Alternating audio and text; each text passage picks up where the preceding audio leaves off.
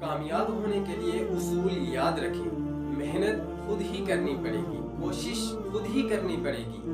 मसले आएंगे लेकिन याद रखें, डटे रहेंगे, लगे रहेंगे तो कहीं पहुंच जाएंगे।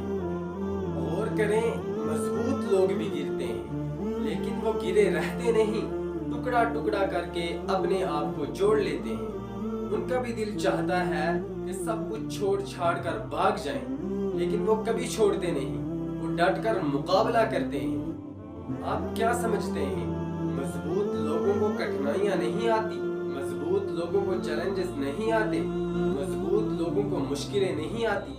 बहुत ज्यादा चैलेंजेस आते हैं, लेकिन वो चट्टान की तरह खड़े हो जाते हैं। जिसने कहीं पहुंचना होता है वो हार नहीं मानता, वो हिम्मत नहीं हारता।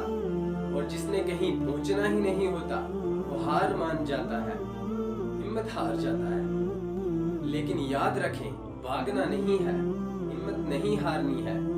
कामयाबी एक दिन आपके कदम चूमेगी इंशाअल्लाह।